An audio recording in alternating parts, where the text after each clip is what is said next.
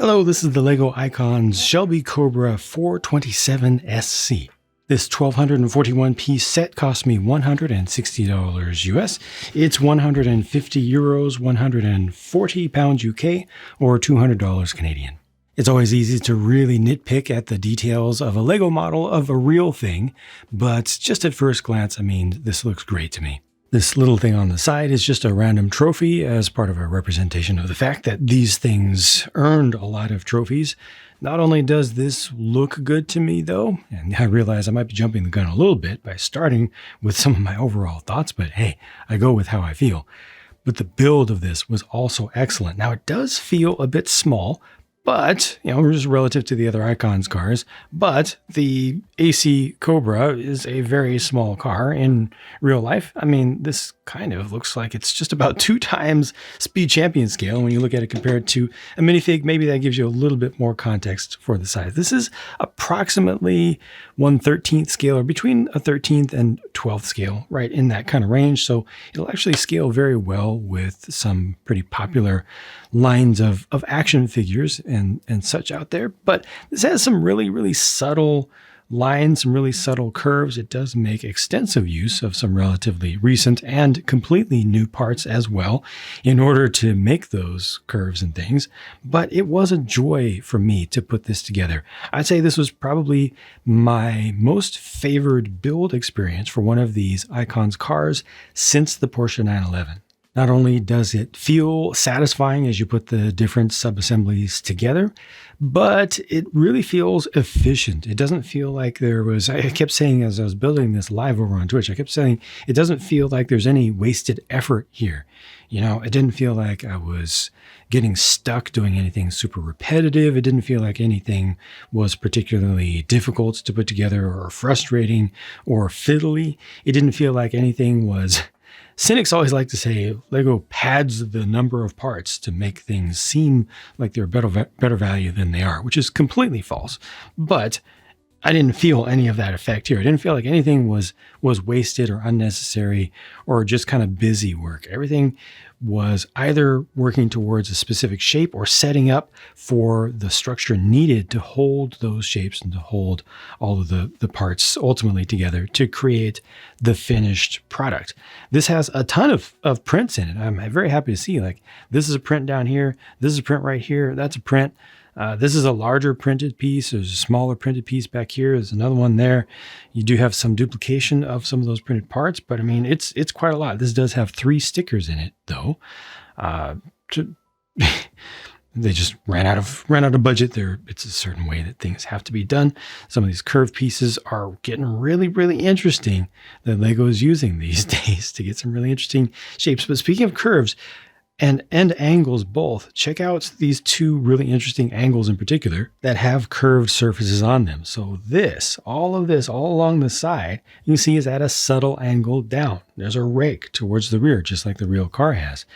To pull that off, the entire side is actually built as its own thing. First, all of this is built together, and then it's attached ultimately to the chassis with just 2 Technic connectors, one at at opposite corners at either end. Then the same thing is done on the other side. It's subtle, but it works well, and it's pretty accurate too. It's definitely something that you don't typically see, subtle angles like that in LEGO. And then look from up high at the rear section, and you see that the rear fenders are pinched in towards the rear on a completely different axis. This does make use of just 2 very thin, I think they're 2x6 wedge plates, which are relatively new, to just fill in a couple of horizontal surfaces there. But for the most part, this is done with more advanced techniques. And obviously you can see just how rounded, once again, that is. You get the nice angle and the rounded shapes all around, as viewed directly from the back, as viewed from the side as well. All this is just super smooth. It's very impressive to me and very satisfying, and it's not finicky. Like, I can actually grab on back here. I am putting my fingers underneath a little bit as well, but there's enough strength in here to put quite a bit of force on that, and that's a real testament to the design. Here's a closer look at this print right here. And you might be able to notice that this piece right here down in the center, the 2x4, is a slightly different color of white. It's a little bit darker, unfortunately. And I think this is the same color as this here, but then this tile and this piece over here are a lighter color, just a little bit of inconsistency there. This opens up. Now the trunk is able to move back just a little bit as part of that, the boot here. So it tilts up and also kind of gets out of its own way. So when it closes up with no gap there at the top, but there's enough room for this to open up all the way. And it's functional. This is the other side build that I mentioned that this has. There's just a little tool chest. It's a simple thing, but it does fit into that space. And this does have a bunch of tools in there as well.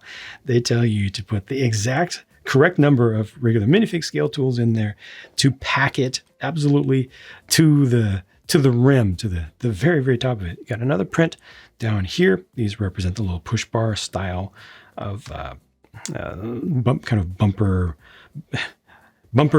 type things, not really bumper by modern standards, but they're used for pushing things out of the way. You know, if you have a car that's stalled on track or something, and the way that they did the little tail lights just barely sticking out is a nice touch. You know, it's just a shape that you don't typically see from Lego. Once again, these are nice. These little shorties underneath to help close everything up, and you can see that the chassis is kind of what you would expect, right? Technic plates and, Technic bricks for the most part. It does get put together in somewhat of a modular way as you put it together. This has semi-realistic looking suspension arms at least, but they don't actually do anything. However, you can see that there is working steering, and that is connected up to the steering wheel. I should probably adjust the placement of that Shelby tile right there, which has a print on it. But again, looking inside, you've got a combination of prints and stickers. So sticker for the Shelby signed glove box over there. The $100 bill is in reference. If you know, you can look that up. But then you've got just some printed regular dials, really nice large gear shifter lever there, which is bent and angled forward, very much like the real thing. You also have your e-brake over there off to the side. I mean, all of this is looking pretty good to me, actually. Fairly realistic. And once again, done with absolutely minimal gaps. Like the door right here, all of this just fits together, largely reliant on relatively recent pieces that Lego has added into their collection of parts, including, thankfully, changing some of the, like these right in here. This is a modified 1x2x1, which used to be modified 1x2x1 1/3. So this used to be a taller piece. So now they're only using the shorter pieces, which just make more sense. Makes a lot more sense. Same thing for the 2x4, which has a 1x4 actual curve on it.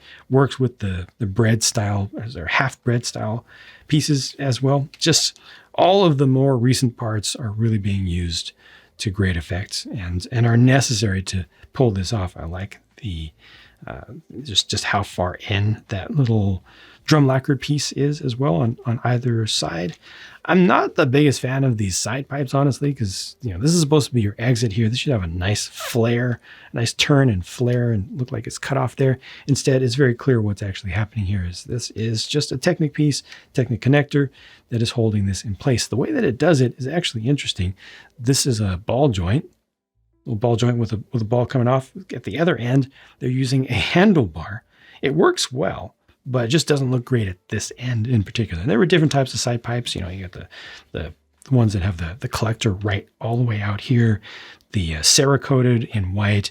There were many options for this car in real life. And this is a legitimate suggestion of an option there. I just wish that the tips were done a little bit better. The nose is done beautifully as well. You can see the radiator in there. These represent oil lines down to the oil cooler, which is underneath. Not fully depicted here, but that's where it would be. I think the front end of this just generally looks good. It's not 100% accurate, but given that it's made of Lego, genuine Lego building techniques, I'm perfectly satisfied with this. I definitely could not have done better than this, and I am fairly confident that most mock makers who could make something that looks better than this would not be able to make something that looks better and is as easy to put together for non-Lego experts. Remember, this is a regular consumer product.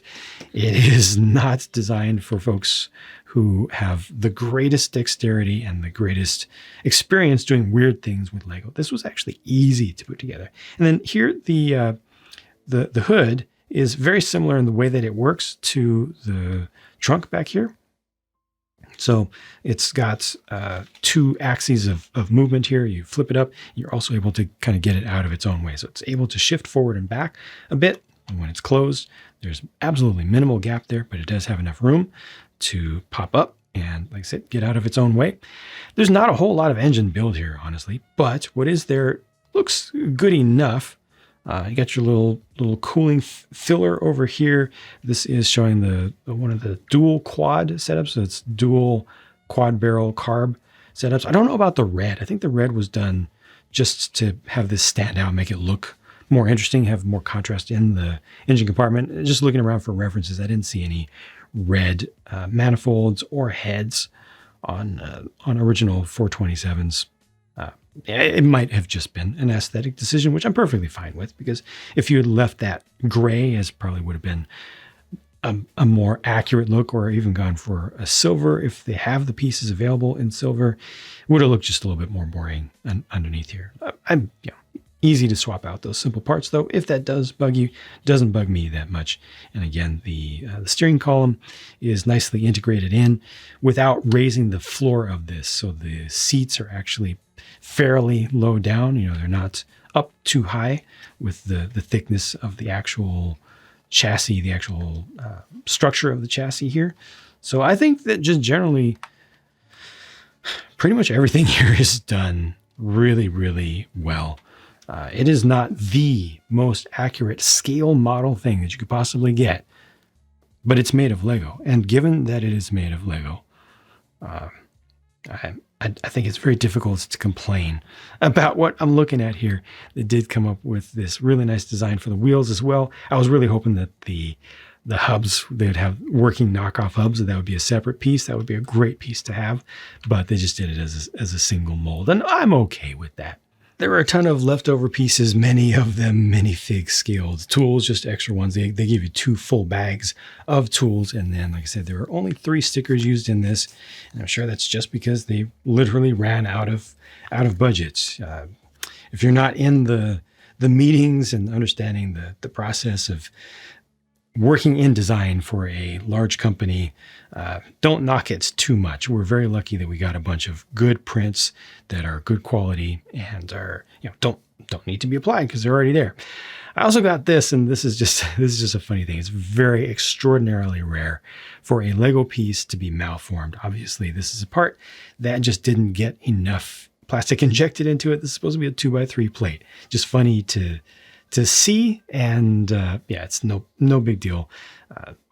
I almost never get actually malformed parts from Lego, so this was just funny. At first, when I saw it, I'm like, "Oh, this is a new design." I didn't see the edges yet, but yeah, it's a thing. Yeah, it's gonna happen. Again, this has 1,241 pieces, and it cost me $160 US. It's 150 euros, 140 pounds UK, or $200 Canadian. I was happy that it's not one of the more expensive ones, that they've done in the line. It didn't just get more expensive, like most things just continue to get more expensive and more expensive and more expensive. But of course, you have to realize that this is a relatively small car. And that makes sense. The real thing is small, and to be anything close to somewhat of a standard scale of what they're using right now, for now, until they end up changing that scale again, the model's going to end up small, and that just all makes sense to me. But that said, smaller thing with still a fairly high price means that the value doesn't feel great. However, at least the product is kind of great. Maybe it's not perfect, but I couldn't ask for it to be better given the medium and given the restrictions of not only the shapes of Lego parts, but the extraordinary difficulty and the extremely undervalued and underrated difficulty of designing Lego sets the way that Lego does, so that folks who have no experience whatsoever can just pick up the thing, open one bag at a time. It's not too many pieces, and the instructions take you right on through it. Nothing's falling apart. You don't need to have any tricks. It's just really straightforward, and it just works. There's so much value to that very few people ever talk about, because they just want to look at either price to part ratio or what do mock makers do? What have custom builders made? What do the best custom builds out there on the market or on Instagram look like that represent the same thing? How much better do those look? Without any concern for the fact that most people can't build those custom things. Some of them are pretty decent in durability, but the overwhelming majority won't come even close to what Lego ultimately does. And obviously, I'm not a Lego shill. I mean, I have an entire channel that I've dedicated to Lego competition, and I'm constantly making fun of Lego and criticizing Lego for bad decisions and things that I think that they're doing unnecessarily wrong, not to mention unnecessarily high prices with their $2 billion net profit per year. But I'm going to give them credit where credit is due, and their designers have a much harder job than almost any of us on the outside, any of us consumers realize and are willing to and interested in really appreciating. And that really shows here, because this thing looks great. It's super complicated. It's a really difficult set of shapes, and yet putting it together, I was able to put it together. It was like 3 hours and change, while talking with a ton of people on Twitch, like not rushing at all. And I just was able to just follow the instructions and put it together. Made a few mistakes, corrected them, no big deal. You know? That's valuable. There's a lot of value there. So yes, this is a very high price for the amount of plastic that's here. But I really like the thing. And I don't even like the source material. That's the weird thing. Yeah, I'm a car guy. I like cars. I like fast cars, but I don't like drop tops and I don't like roadsters. I like hard tops. Therefore, I'm actually kind of biased against this machine. I respect the heck out of it, but just I don't like the look of the real thing. I would never place it high on a tier list of things that I would want to own or at least drive in my life. However, I really love this model. This is good. So good. So thank you very much for watching. I hope that this provided some value to you as a video, coming from my own personal perspective on things. If you enjoyed this, please feel free to use one of my affiliate links if you're going to make any purchase for Lego or any other things. It helps me out a lot because I can get a small commission, which ultimately helps me to pay for these sets that I buy to review for y'all. But absolutely no pressure whatsoever. It's just they're there. It's a way that you can help to support what I do without costing you anything. But thank you to everybody who supports me regardless by watching the videos. Thank you to the Patreon members, to the Twitch subscribers and gifters, and YouTube channel members. Bye for now.